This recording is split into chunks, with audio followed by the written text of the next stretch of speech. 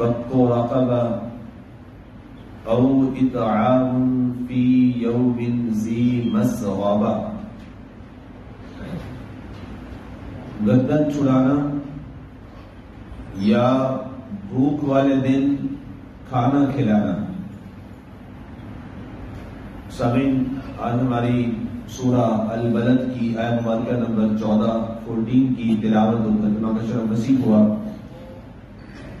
کل ہماری گفتگو چل رہی تھی وَمَا أَدْرَاكَ مَا الْعَقَبَةُ، کہ تمہیں کیا معلوم کہ جہنم میں وہ گھاٹی کیا ہے۔ اس پر تفصیل سے ہماری گفتگو ہوئی۔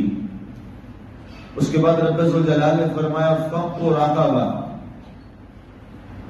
وہ شخص جو کسی کی گردن چھڑاتا ہے۔ کیا مطلب؟ گردن چھڑانے سے مراد ہے کسی غلام کو آزاد کروانا۔ رسالت مآب صلی اللہ علیہ وآلہ وسلم عالم بنا کے زمانہ میں ظاہر ہے ایک یہ غلامی کا زمانہ بھی چل رہا تھا، اس لحاظ سے کہ جب مسلمانوں اور کافروں کے درمیان جنگ ہوتی تو جو کافروں کے لوگ دوران جنگ، ایک تو یہ لوگ تھے جو غلام بن جاتے مسلمانوں کے ہاں، اس کے علاوہ اس سے پہلے ایک بہت سی تعداد لوگوں کی ایسی تھی جو نسل در نسل زر خرید غلام تھے، جو بکتے بکاتے آگے لوگوں کے پاس جا رہے تھے، اور باقاعدہ طور پر غلاموں کی منڈیاں تھیں جہاں غلام جو ہے وہ بکا کرتے تھے۔ اس میں ایک بہت بڑی تعداد ایسی بھی تھی جو اہل ایمان کی تھی۔ اہل ایمان جو ہیں وہ غلامی کی زندگی گزار رہے تھے۔ مثال کے طور پہ معزز رسول حضرت سیدنا بلال حبشی اور رضی اللہ تعالی عنہ کی جو شخصیت ہے، ان کو باقاعدہ طور پر خلیفہ اول حضرت سیدنا صدیق اکبر رضی اللہ تعالی عنہ نے وہاں سے آزاد کروایا تھا، غلامی سے ان کی جان چھڑوائی تھی۔ اسی طرح یہی حال حضرت سیدنا سلمان فارسی کا ہے، یہی معاملہ حضرت سیدنا صہیب رومی کا ہے۔ اب یہ لوگ وہ تھے جو غلامی کی زندگی گزار رہے تھے، اور تھے بھی کن کے پاس؟ غیر مسلموں کے پاس، کفار کے پاس۔ تو اب اللہ کے نبی صلی اللہ علیہ وآلہ وسلم کے اس دور میں، زمانہ میں، اب آپ نے بہت سے فضائل بیان کیے اس چیز کے، اس بات کے کہ غلاموں کو آزاد کروایا جائے، انسانوں کو آزاد کیا جائے، انہیں غلامی کی زندگی سے نجات دی جائے۔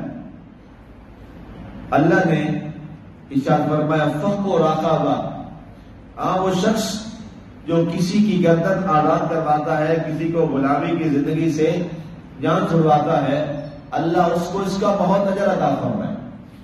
یہاں تک کہ کیونکہ ہم فقہ حنفی میں ہیں اور ہم حنفی ہیں لوگ فقہ میں، تو امام اعظم ابو حنیفہ اور رضی اللہ تعالیٰ عنہ کے اور فقہ حنفی کے اندر صدقہ اور خیرات کرنے سے زیادہ جس چیز کا اجر و ثواب آپ نے بیان فرمایا ہے، آپ نے فرمایا صدقہ اور خیرات سے بڑھ کر جو اجر ہے وہ کسی غلام کو آزاد کرنا ہے۔ یعنی اگر آپ کے پاس پیسے ہیں، آپ کے پاس مال ہے، اور آپ چاہتے ہیں کہ یہ مال میں اللہ کی راہ میں کسی کو صدقہ کر دوں، تو امام اعظم ابو حنیفہ رضی اللہ تعالیٰ فرماتے ہیں کہ قرآن کی اس آیت کی روح سے فرمایا افضل یہ ہے کہ وہ مال صدقہ کرنے کی بجائے کسی مسلمان غلام کو آزاد کروا دیا جائے۔ اس کی اتنی فضیلت ہے، اور یہی وجہ ہے کہ آپ نے باقاعدہ حدیث شریف ہے، بخاری شریف کے اندر یہ حدیث موجود ہے، طبرانی میں یہ حدیث موجود ہے کہ اللہ کے نبی صلی اللہ علیہ وسلم ابی امامہ اور اس کے علاوہ دیگر صحابہ سے یہ حدیث مروی ہے کہ آپ علیہ السلام نے فرمایا جس شخص نے کسی غلام کو آزاد کروایا، فرمایا اس غلام کے ہر عضو کے بدلے میں آزاد کروانے والے کے ہر عضو کو اللہ جہنم سے آزاد فرما دے گا۔ اتنا بڑا اثر ہے، اتنا بڑا انعام ہے۔ اور دوسری حدیث بھی اسی مفہوم سے ملتی ہے. اللہ کے نبی صلی اللہ علیہ وآلہ وسلم نے ارشاد فرمایا جس شخص نے کسی غلام کو اللہ کی رضا کے لیے آزاد کروا دیا تو فرمایا قیامت والے دن اللہ تعالیٰ اس کو جہنم سے آزاد فرما دے. یہ ایک بڑا درجہ ہے، بڑا اعزاز ہے کہ اللہ تعالیٰ نے ایک انسانی جان جو مسلمان ہے، کلمہ گو ہے، لیکن ایک غلامی کی زندگی میں وہاں موجود ہے اور ظاہر ہے اس کے ساتھ ظلم و زیادتی بھی ہے، اس کو اپنے حق سے محروم بھی رکھا جاتا ہے اور وہ انسانیت سے بھی نچلے درجے کا اس کے ساتھ سلوک کیا جاتا ہے. لیکن ایسے میں انسانی حقوق کی بحالی کے لیے اگر کوئی شخص اپنے پیسوں کو اس غلام کو آزاد کروانے کے لیے استعمال کرتا ہے تو اللہ تعالیٰ نے اس سے اتنے بڑے اجر کا وعدہ کیا ہے کہ قیامت والے دن اگر اس کا جہنم کا فیصلہ کر دیا گیا تو اس نے دنیا میں غلام کو آزاد کیا تھا، ہم اس کو آخرت کے دن جہنم سے آزاد کر دیں. اس قدر یہ بڑا درجہ ہے اور اس سے یہ ان لوگوں کو بھی پیغام ہے جو اسلام کے بارے میں نعوذ باللہ تعامل تشریح کرتے ہیں اور اسلام کے اوپر نعوذ باللہ غلامی کا لیبل اور دقیانوسی کا لیبل لگانے کی کوشش کرتے ہیں. اپنے ناجائز عزائم اور غلط عزائم کے تسکیہ کے لیے دنیا کے اندر واحد اسلام ایسا دین ہے، اسلام واحد ایک وہ نظریہ ہے کہ جس نے سب سے بڑھ کر انسانیت کو آزادی عطا فرمائی.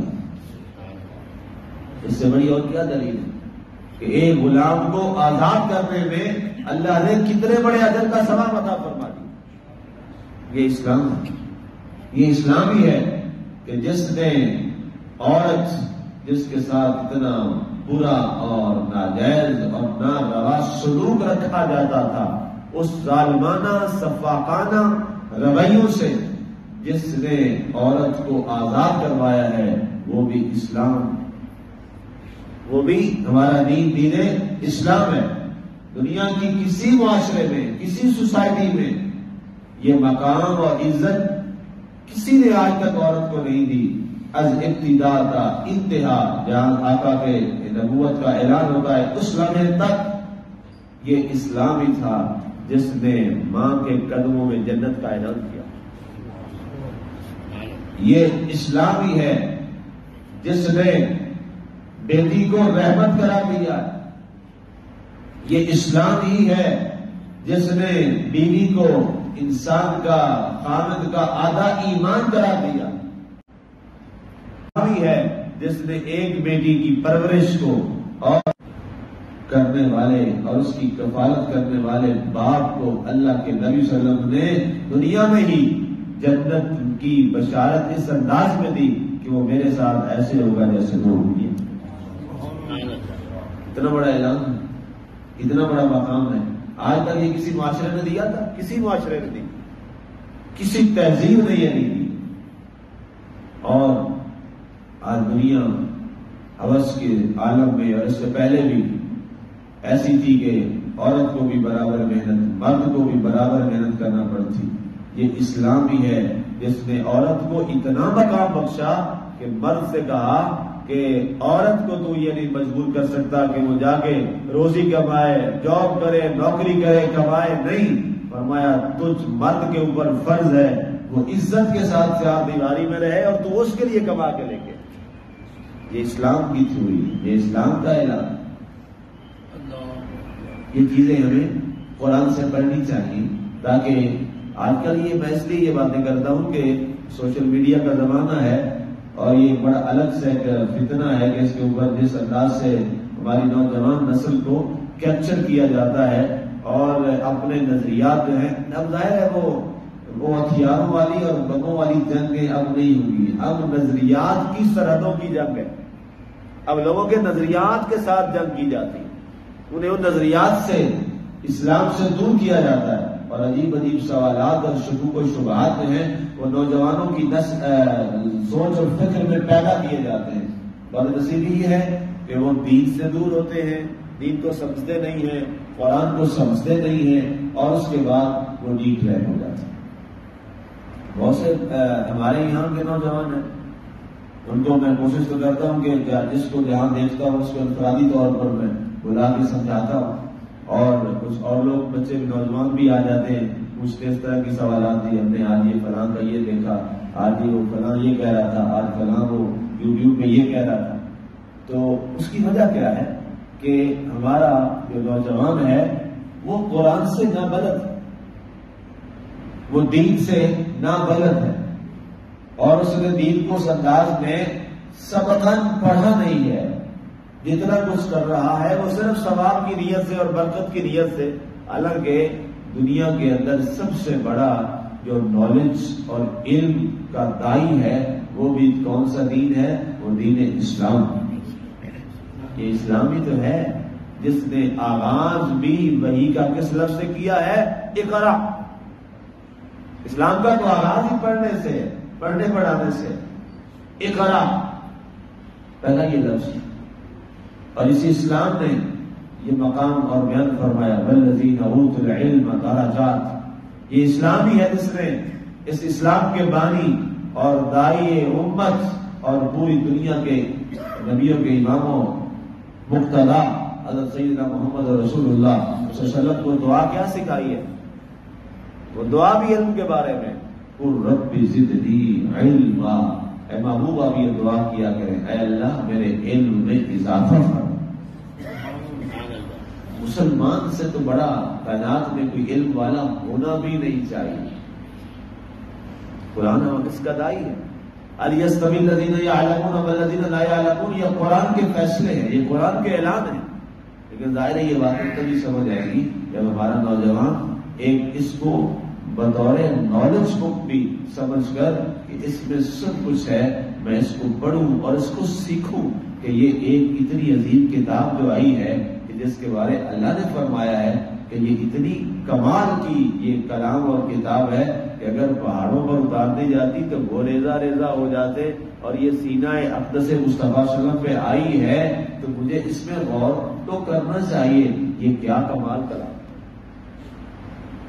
اس لیے سامعین امام اعظم حنیفہ رضی اللہ تعالیٰ عنہ نے اسی کو دلیل بنایا، فرمایا فق رقابہ، وہ شخص جو صدقہ کرنا چاہے تو آپ نے فرمایا اس کے لیے بہتر ہے کہ اگر کسی غلام کی آزادی اس کے سامنے ہے، اب اس کا صدقہ و خیرات ہے تو فرمایا صدقہ و خیرات کو چھوڑ دے، وہ کیا کرے؟ ایک انسانی جان جو غلامی کی زندگی گزار رہی ہے اس کو آزاد کر دے، آزاد کروا دے۔ اس کے بعد دوسرا اہم فرمان او اطعام فی یوم ذی مسغبہ، فرمایا یا بھوک والے زمانہ میں، قحط کے زمانہ میں کسی غریب کو، بھوکے کو کھانا کھلا دینا، یہ اللہ کے یہاں سب سے بڑی عبادت ہے۔ یہ خود اللہ قرآن میں او اطعام فی یوم ذی مسغبہ، وہ ایسا دن جو بھوک والے ایام ہیں، تنگی والے ایام ہیں، قحط سالی کے ایام ہیں، اس قحط سالی میں جو شخص کیا کرتا ہے؟ نفع کو چھوڑ دیتا ہے اور تجارت اپنے مالک سے کرتا ہے کہ اب قحط کا زمانہ ہے، آؤ میں بھوکوں کو کھانا کھلاتا ہوں۔ اللہ فرماتا ہے جو ایسا کرے گا تو فرمایا قیامت والے دن میں اس کو ایک ایسے جنت کے دروازے سے بلاؤں گا جہاں صرف میری رضا کے لیے لوگوں کو کھلانے والوں کو بلائے گا۔ یہ خاص دروازہ ہوگا جس پروٹوکول سے وہاں سے لوگوں کو بلایا جائے گا، اور وہاں سے صرف وہی لوگ جائیں گے جو دنیا میں اللہ کی رضا کے لیے لوگوں کو کھانا کھلایا ہے۔ اسے آبی رسول بارگاہ رسالت مآب صلی اللہ علیہ وسلم میں حاضر ہوتے ہیں اور آپ بحث کرتے ہیں، یا رسول اللہ صلی اللہ علیہ وسلم قل لی فی الاسلام وجبت لی الجنہ۔ آپ کریم علیہ السلام سے عرض کرتے ہیں، یا رسول اللہ علیہ وسلم مجھے اسلام میں کوئی ایسی بات بتائیے کہ میری جنت جو ہے وہ واجب ہو جائے۔ واجب کا مطلب کیا ہے؟ میری جنت پکی ہو، سادہ ہمارے زبان میں کہ میری جنت پکی ہو جائے، میں پکا جنتی ہو جاؤں۔ قال رسول اللہ صلی اللہ علیہ وآلہ وسلم افشوا السلام وتطعموا الطعام۔ اللہ کے نبی صلی اللہ علیہ وسلم نے فرمایا دو عمل کر لیں تیری جنت پکی ہے۔ اب وہ نسخہ ہم بھی سن لیں کہ ہماری بھی جنت پکی ہو جائے۔ وہ دو عمل کیا؟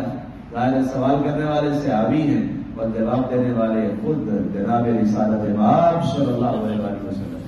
اب اس میں تو وظیفے میں کوئی شک ہو ہی نہیں سکتا. آپ نے فرمایا دو باتیں کریں.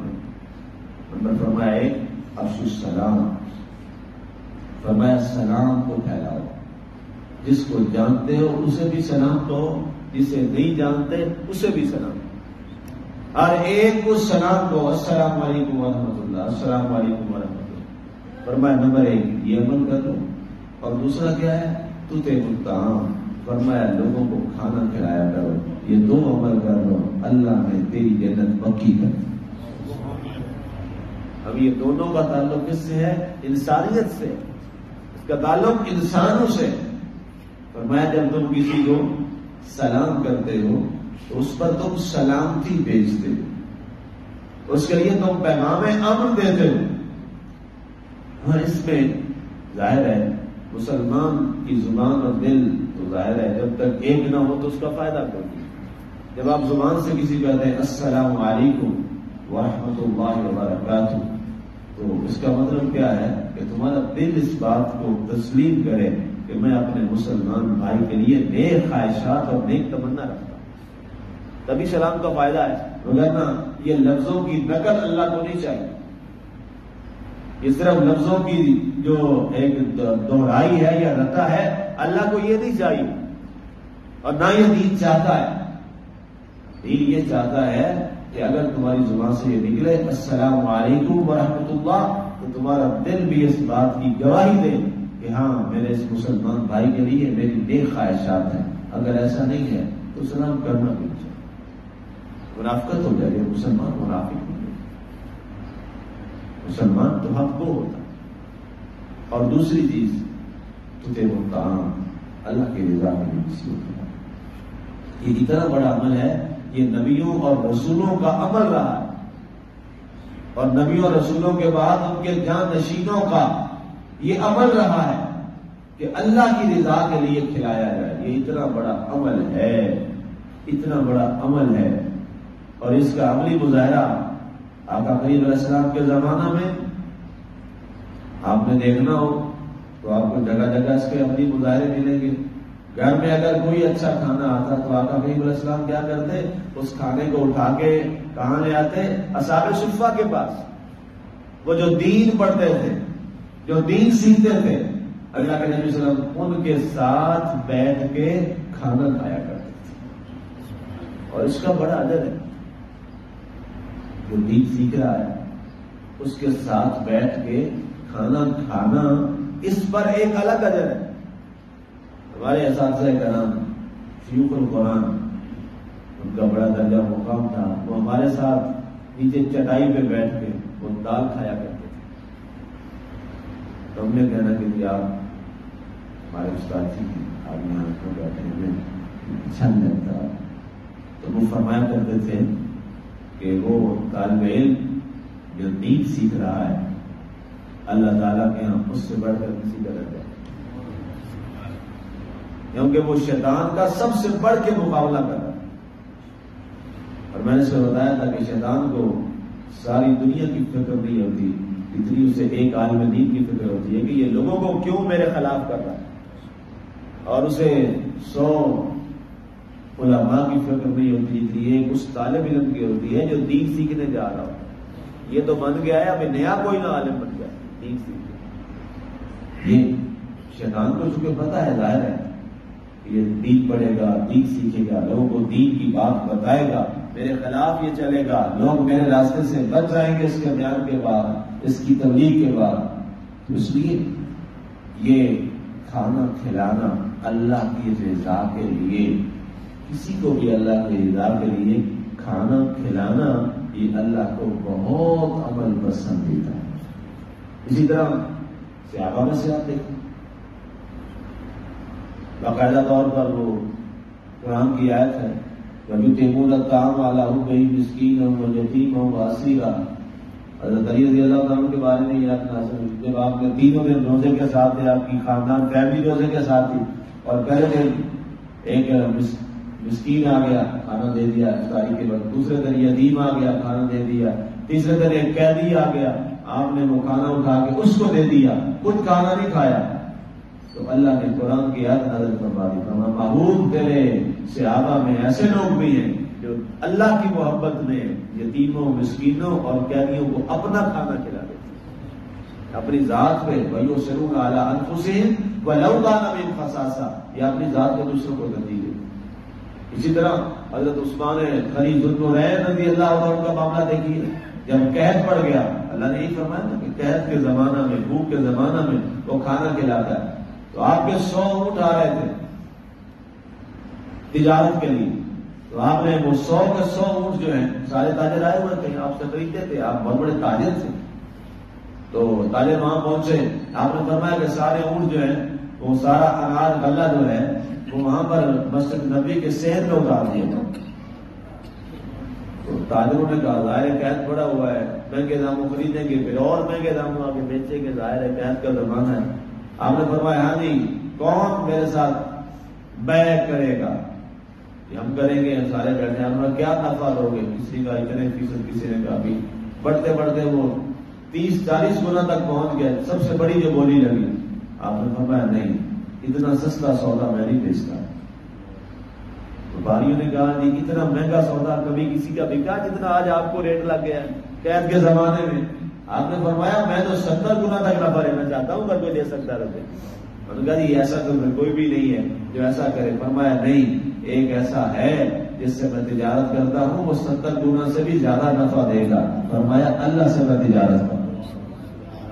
آپ نے فرمایا بلال جہاں دام دیتے ہو وہاں چبوترے پہ چڑھ جاؤ اور اعلان کرو جس جس کے گھر میں غلہ اناج نہیں ہے مسجد نبی کے ذہن سے بغیر پیسوں کے اناج لے جائے۔ 100 اونٹ نام لینا آسان ہے، 100 اونٹ پہ لگا ہوا سارا اناج اللہ آپ نے اللہ کی راہ میں تقسیم فرمایا۔ فرمایا یہ تجارت ہے جو میں نے اللہ سے، تو اسلامی اللہ کی رضا کے لیے، اللہ کی طلب جوئی کے لیے کسی کو کھلانا، کسی کو پلانا، یہ اللہ کو عمل بہت محبوب ہے، بہت پسند ہے، اور ظاہر ہے ہم سب کو بھی تو کھلانے والا ایک ہے نا، ہم سب کو کھلا رہا ہے اور وہ اللہ کی ذات ہے، تو ظاہر ہے ہمارا اپنا تو ہے کچھ نہیں، ہم نے جو کسی کو بھی دینا ہے تو اسی کے دیے ہوئے میں سے دینا ہے۔ ہم تو سارے جو ہے وہ کیا لے کے آئے، کچھ بھی نہیں لے کے آئے، ہمارے تو یہ بدن والے کپڑے بھی اپنے کوئی نہیں، ہم تو ننگے بدن آئے ہیں نا جی دنیا میں، یہ بدن کے کپڑے بھی اسی نے پہنائے ہیں، اس کا کرم ہے اس نے دے دیے تو پہن لی، وغیرہ وقت پیدائش کپڑے بھی نہیں، بغیر لباس کے دنیا میں آئے، کسی کے ہاتھ میں کوئی سونے کا چمچ تو تھا کوئی نہیں جو آیا، خالی ہاتھ آیا، خالی بدن آیا، یہ مالک کا کرم کہ اس نے اتنی دولتوں سے، عزتوں سے اور سب کچھ سے نواز دیا۔ یہ تو ساری عنایت میرے اللہ کی ہے اور سب کچھ میرے اللہ کا ہے، ہمارے رب کا ہے جس نے ہم سب کو عطا کیا ہے، تو اسی کے دیے ہوئے میں سے اگر اسی کی راہ میں دے دیا جائے تو یہ بڑا سستا سودا ہے اور یہ سودا کر لینا چاہیے، اس میں بڑی کامیابی ہے۔